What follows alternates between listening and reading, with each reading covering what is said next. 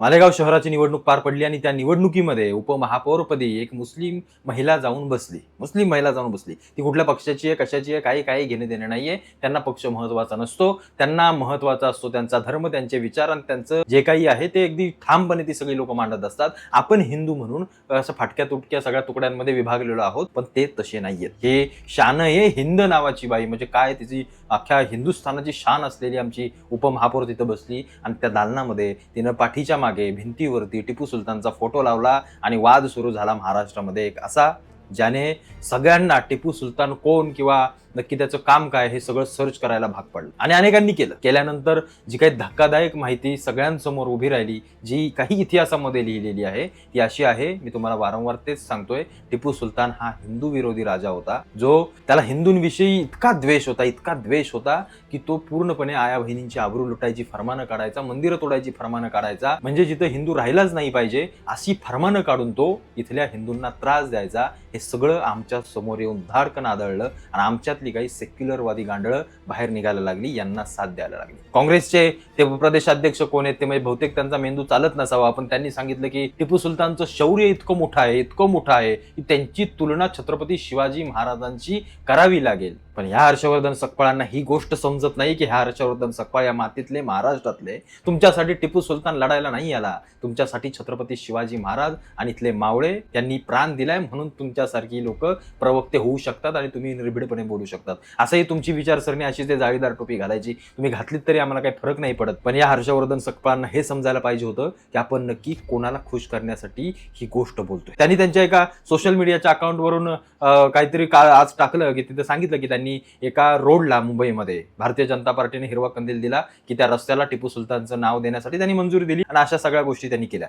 त्याही सगळ्या लोकांचा जाहीर निषेध आहे. या देखील प्रकरणाकडे सर्वांनी लक्ष दिलं पाहिजे. म्हणजे हर्षवर्धन सकपाळ सांगतायत की टिपू सुलतानची तुलना महाराजांशी करावी. त्या हर्षवर्धन सकपाळांचे विचार कुठले आहेत हे तुम्हाला एकदा समजलं असेल. हे झाल्यानंतर तो ओवेसी, हैदराबादचा ओवेसी इथे येऊन सांगतो की तुमच्या सावरकरांसारखं काय इंग्रजांना टिपू सुलतानने लव्ह लेटर नव्हतं लिहिलं, आमच्या टिपू सुलताननं तर इंग्रजांच्या विरोधात लढा दिला होता. कोण सांगतंय? हे ओवेसी सांगतायत. त्याच्यानंतर ती जी महापौर आहे मालेगाव मधली, ती सांगते की आता थोडंसं आमच्या इमारतीचं नूतनीकरण चालू आहे, त्यामुळे आम्ही तो फोटो हटवून टाकलाय. आमची इमारत पुन्हा एकदा चकचकीत उभी राहिली की त्याच्यापेक्षा मोठा फोटो आम्ही तिथं लावू टिपू सुलतानचा. यांना तुमचं भय राहिलेलं नाही, यांना तुमच्या राज्यातल्या देशाच्या प्रतीकांविषयी काही आदर राहिलेला नाही. एखाद्या पाकिस्तानामध्ये, एखाद्या मुस्लिम राष्ट्रामध्ये तिकडे काही झालं की यांना इथं हळहळ उठते. एखादा हमासमध्ये तिकडे इस्रायलनं बॉम्ब टाकला की यांना इथं हळहळ उठते. का? कारण हे तुमच्या देशाशी स्वाभिमानी नाहीयेत, हे तुमच्या देशाशी एकनिष्ठ नाहीयेत, ना इथल्या मातीशी आहेत ना कशाशी आहेत. मी तुम्हाला वारंवार ह्या सगळ्या गोष्टी सांगतोय. या मातीत राहणारा अर्धा मुसलमान हा कन्वर्ट झालेला आहे, तो धर्मांतरण केलेला मुसलमान आहे.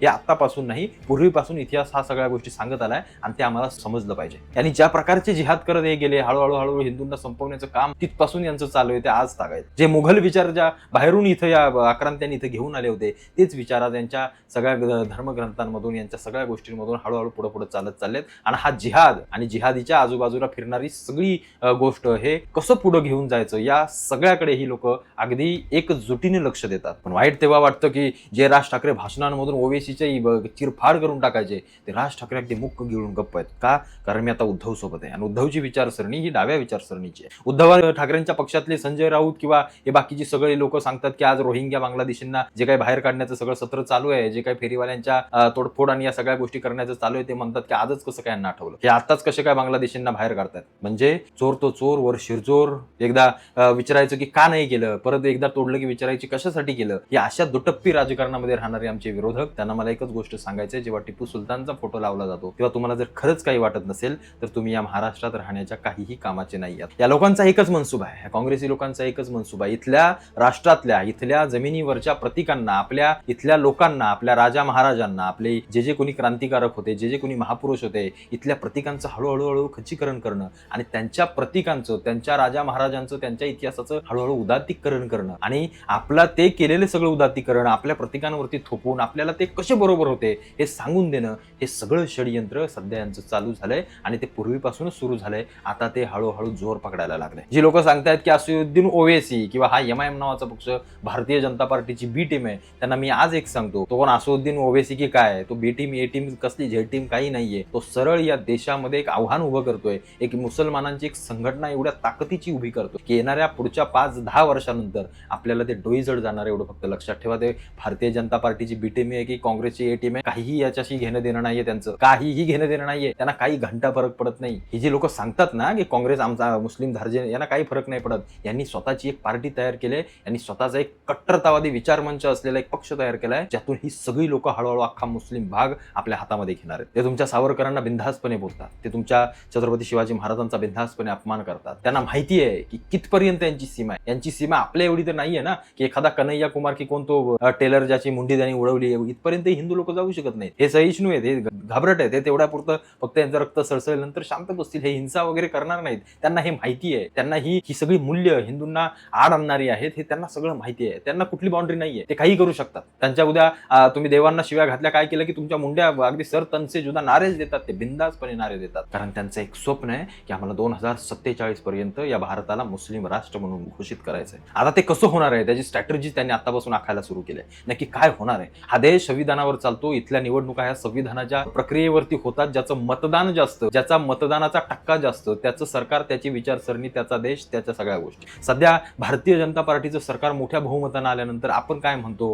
की इथं हिंदूंचं सरकार आहे, कारण तो हिंदू धार्जिन किंवा हिंदू विचारसरणीचा पक्ष किंवा त्या संघटना आहेत, जेणेकरून हिंदूंचा तो सगळा पक्ष आहे. जेव्हा डाव्या विचारसरणीची सत्ता येईल, जेव्हा मुस्लिम लोकांची सत्ता येईल, तेव्हा आपण म्हणू की मुस्लिम राष्ट्र किंवा मुस्लिम विचारसरणीचं मुस्लिम सत्ता झाली. पण हे शक्य कसं होणार आहे? ते शक्य होणार आहे त्यांच्या मतदानाच्या ताकदीवरती. जर एक मुसलमान 10 मुलांना जन्म देत असेल, विचार करा, तर तो कुठे ना कुठेतरी 10 मतदान वाढवतोय. 18 वर्षाचे झाले की आज 18 वर्ष त्यांना संपलं की उद्या सकाळी ते पहिल्यांदा मतदानाचा कार्ड आणि या सगळ्या गोष्टी काढायला रांगेमध्ये उभे राहतात. कारण त्यांना माहिती आहे मतदानच आपली ताकद आहे आणि संविधानच आपल्याला मिळालेली एक गुप्त ताकद आहे, जी ताकद आपल्याला नक्कीच भारताच्या सत्तेमध्ये नेऊन बसवेल. हिंदूंच्या बर्थ रेट किंवा हिंदूंचा जन्मदर हा 1 किंवा 2 वर येऊन ठेपलाय. काही जण तर लोक म्हणतात आम्हाला मुलंच नको, आम्ही असेच जगायला तयार आहोत, कारण आम्हाला हे विचार टाकले गेले. स्वतःसाठी जगा.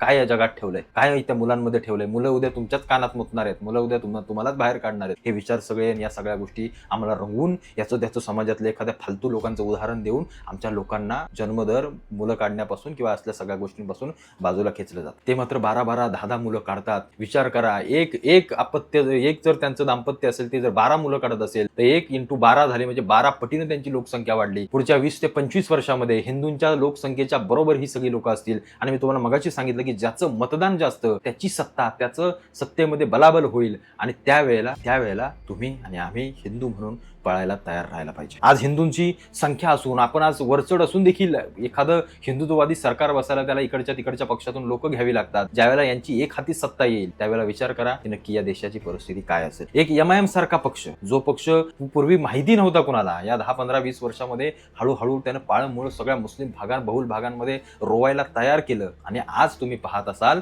तर राज ठाकरेंचे मुंबईत 6 नगरसेवक आहेत, तिथे MIMचे 8 नगरसेवक आहेत. याचा अर्थ विचार करा ही लोक त्यांच्या पक्षाशी, त्यांच्या विचारधारेशी किती कट्टर आहेत. त्यांचा मुस्लिमांसाठी त्यांना माहिती एकच पक्ष, MIM नावाचा पक्ष. ते काँग्रेस बिंग्रेस पर्याय नाही म्हणून ते मानतात, नाही तर तसा त्यांचा काही विचार नाही त्यांच्याकडे जाण्याचा, काहीही विचार नाहीये. पण ते MIM नावाचा पक्ष, त्यांना माहिती की ही विचारसरणी आपली, कारण इथं आपलं रक्त सळसळतं, इथं आपले विचार मांडले जातात, उघडपणे निर्भीडपणे मांडले जातात, सर तनसे जुदाचे नारे दिले जातात, आपल्या देवाला महान मानलं जातंय. त्यामुळं इथं त्यांना पर्याय नाहीये मुस्लिमांना. आपल्या देशामध्ये हिंदूंसाठी अनेक पर्याय आहेत. प्रत्येक राज्यामध्ये 20-20, 30-30 पक्ष आहेत. जो तो तिच्याला उठून सकाळी पक्षच बाहेर काढतोय. त्याच्यामुळे आपण सगळे डिवाइड झालेलो आहोत. इंग्रजांनी जे केलं, डिवाइड अँड रूल, जे काही सगळ्या गोष्टी त्यांनी केल्या आणि आपल्या देशावरती 150 वर्ष राज्य केलं. येणाऱ्या काळामध्ये देखील आपण तसेच मारले जाणार आहोत. आणि तीच परिस्थिती काही 25, 30, 40 वर्षानंतर आपल्यावर ओढवेल. आणि त्यांचंच ते टार्गेट आहे 2047, जेव्हा आम्ही या देशाच्या सत्तेमध्ये बसू, म्हणजे मुस्लिम म्हणून बसू. आणि मग जे आम्हाला काय करायचंय ना, ते आम्ही बरोबर करू. आणि त्या सगळ्या गोष्टीची ते वाट पाहत आहेत. ते ओवेसी बंधून ही सगळी लोक सांगतात की अरे मोदी योगी किती दिवस राहणार आहे, एक दिवस तुम्ही सत्तेतून खाली उतराल तेव्हा आम्ही जाऊन बसू. ते योग्य बोलतायत, ते अगदी भानावर आहेत म्हणून बोलतायत. पण मला एक गोष्ट त्यांना सांगायची की तुम्ही काय राहणार नाही आहात तोपर्यंत, तुम्ही काय 100 वर्ष जगायला आलेले नाहीयेत. पण तुमचे विचार, त्यांचे विचार जे काही मागे सोडले जातील आणि ते विचार पुन्हा या सगळ्या लोकांना एक करतील, याचीच फक्त भीती वाटते. आम्ही हिंदू म्हणून प्रत्येकाच्या विचारसरणीखाली आम्ही विस्फारत राहू, पण ते एक झाले तर त्यांची सत्ता येईल आणि ते आपल्याला घातक असेल. मग कोण शिवाजी महाराज, मग कोण महाराणा प्रताप, मग कोण पृथ्वीराज चव्हाण, मग कोण तुमचे हिंदू देव आणि सगळ्या मंदिरं या सगळ्या गोष्टी पुन्हा एकदा हाकार उडेल, एवढं फक्त लक्षात असू द्या. हा टिपू सुलतानचा फोटो लावण्याची ताकद ती लोक दाखवतात एवढ्याशा मालेगावमधून. मी पुन्हा सांगतो, एवढ्याशा मालेगावमधून. जेव्हा ही राज्यामध्ये सत्ता असेल यांची, तेव्हा ते काय करतील, याचा विचार तुम्ही केलाय का? याचा विचार एकदा करा. जिथं जिथं महाराजांची चौकाबिवकात पुतळे आहेत ना, स्मारक आहेत, ती सगळी तोडली जातील. तिथं टिपू सुलतान, औरंगजेब, अफजल खान, शाहिस्ते खान, जिथं आपण लहानपण आपलं अख्खं आयुष्य आपण घालवलं की महाराजांनी यांच्यासोबत कसा लढा दिला, ते सगळे उभे राहतील. आणि मग येणाऱ्या पुढच्या पिढ्या, अरे रे, महाराष्ट्राचा महान राजा औरंगजेब, ही परिस्थिती येईल, एवढं फक्त लक्षात ठेवा. त्यामुळे आमच्या राजकारण्यांनी एक व्हायची फार गरज आहे. हे चुरू इकडून तिकडून बोलत बसताना याचे नाव घे, त्याचं नाव घे, हे सगळं सोडून द्या. हिंदू म्हणून एक राहा, हिंदू म्हणून संघटनेमध्ये एकत्र या, तरच आपण या देशामध्ये टिकू शकतो. आणि येणाऱ्या काळामध्ये हिंदू राष्ट्र म्हणून आपण काहीतरी एक पाऊल पुढे चालू शकतो. एवढंच मला एक वैयक्तिक माझ्या छोट्याशा मेंदूच्या बुद्धीला एवढंच पटतं आणि एवढंच समजतं, आणि ते मी तुम्हाला या व्हिडिओच्या मार्फत सांगितलं.